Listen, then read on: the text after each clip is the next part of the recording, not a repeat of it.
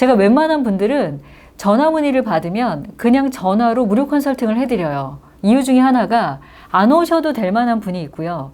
굳이 비용을 내지 않고도 제가 조금 더 디벨롭 해드리면 합격할 수 있는 분들이 있어요.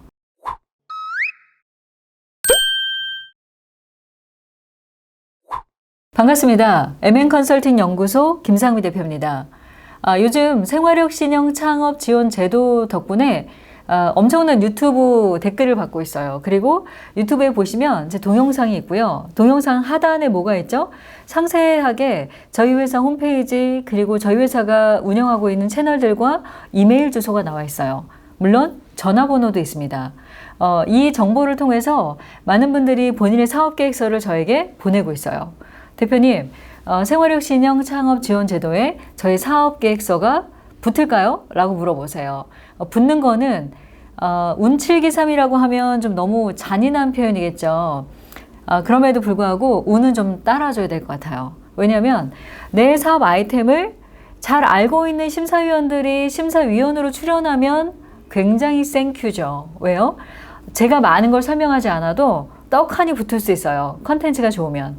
근데 내가 들고 간 이 컨텐츠나 아이템을 심사위원이 전혀 몰라요. 그러면 심사위원 분들은 이분이 사업의 고도화, 아이템의 고도화가 되어 있느냐, 홍보 마케팅은 과연 잘할 수 있느냐, 또는 이분의 시장성은 어떤지, 그리고 혁신성이 명확하게 어떻게 있는지만을 봐요. 이 아이템에 대해서 아는 분들은 실제적으로 이렇게 워딩을 하더라도 실제적으로는 수익이 날 수 있겠다라는 거를 캐치할 수 있어요. 그래서 운칠기삼은 심사위원 복이 좀 있으셔야 돼요. 두 번째는 제가 지난번에도 말씀드렸던 생활력 신형 창업 지원 제도에 이번에 좀 달라진 게 있어요. 어떤 아이템이든지 여러분이 공유경제, 구독서비스, ICT, 정보기술을 융복합한 이런 형태라면은 훨씬 더 합격률이 높아질 수 있다는 거죠. 한 명에게 줄 수 있는 최대 금액은 2천만 원입니다. 그리고 예비 창업자 1000명을 대상으로 비용을 주는 거다 보니까 예년에 비해서는 경쟁률이 어때요? 경쟁률이 굉장히 높아졌어요. 왜냐하면 초창기에 2,000명씩 이렇게 큰 인원에게 주는 것과는 좀 다른 환경이 된 거죠.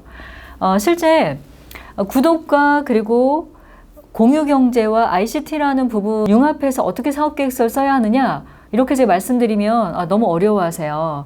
그러면 제가 어제 통화를 했던 부산에 계시는 그 모 선생님이에요. 이분은 문화예술 관련된 업을 하세요. 그리고 이 문화예술이 실제적으로 어떤 공간 안에 모여 있고 이 공간을 통해서 내가 생활력 신형 창업 지원금을 받아서 이 공간을 활성화하는 일을 하겠다라고 하고 전화를 주셨어요.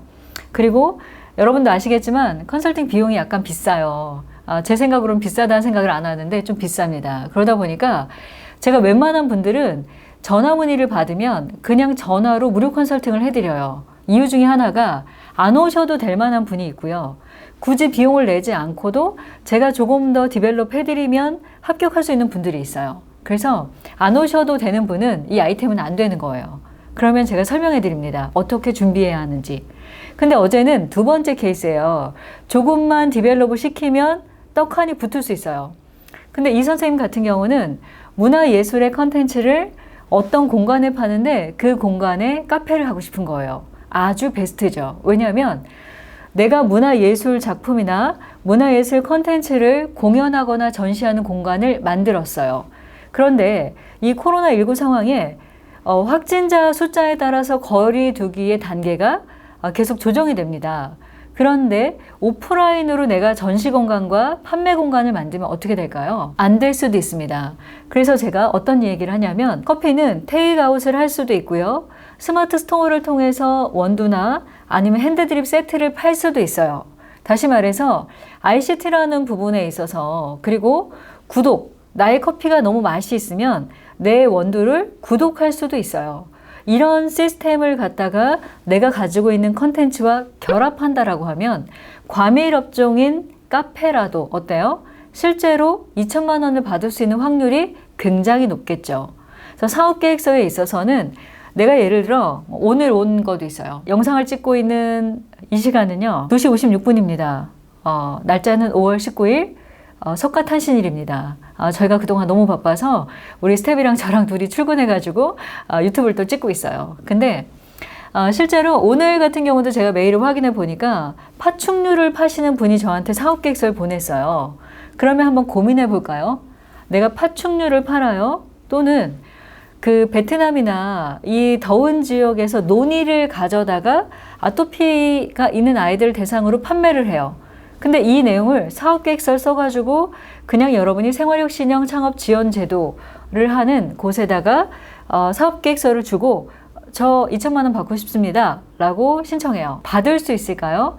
불가합니다. 왜 불가하냐면 기본적으로 공유경제, 함께 할 수 있고 여럿이 활용할 수 있고 사회적으로 유익을 끼칠 수 있는 컨텐츠인가, 그런 툴로 팔 수 있는 건가, 그리고 두 번째는 뭐냐면 구독 서비스, 정기 배송이 가능할까, 아니면 ICT와 결합할 수 있을까 라는 부분이 이 두 가지 컨텐츠에 붙으면 어때요?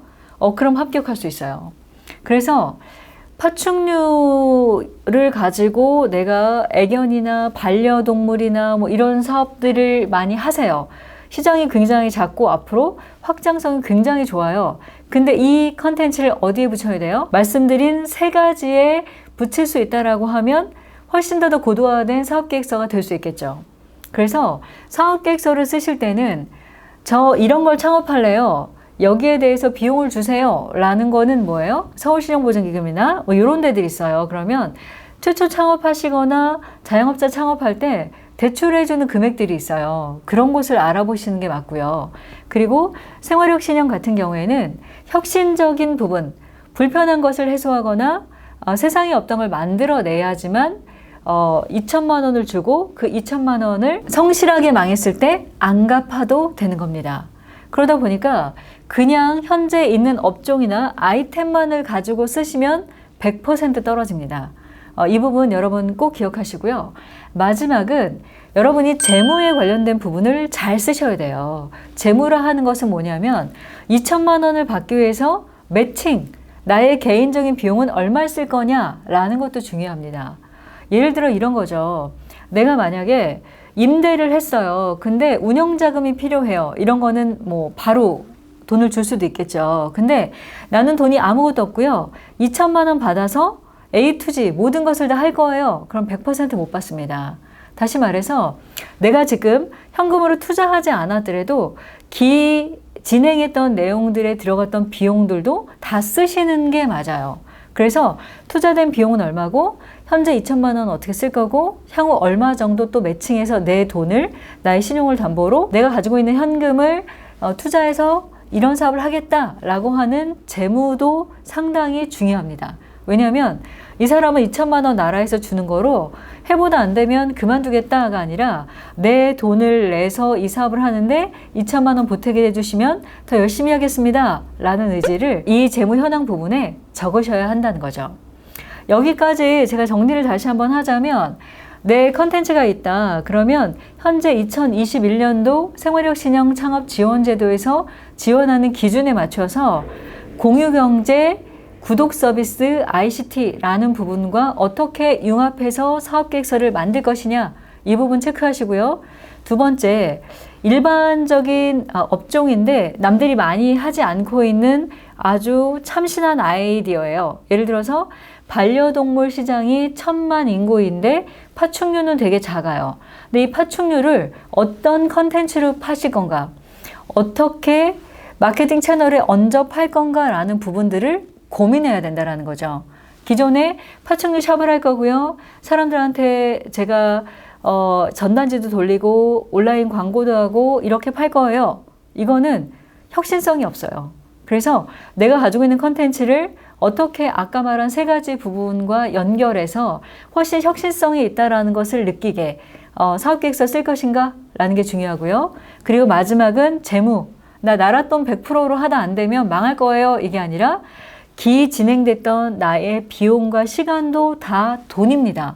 이 부분을 잘 여러분이 풀어서 쓰셔서 2천만 원은 내가 하고자 하는 사업에 아주 중요한 돈이지만 이게 100%는 아니다 라는 걸 어필할 수 있다라고 하면 생활혁신형 창업 지원 제도에서 좋은 성과가 있으리라고 기대합니다. 마지막으로 어떤 분이 이런 댓글을 썼어요. 대표님, 생활혁신형 창업 지원 제도 심사위원들이 너무 빡빡하게 물어봐요.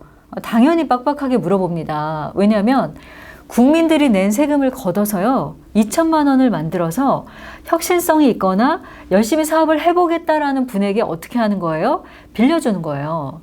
그리고 성공불 융자라고 해서 너무 열심히 했는데 실패할 수 있어요.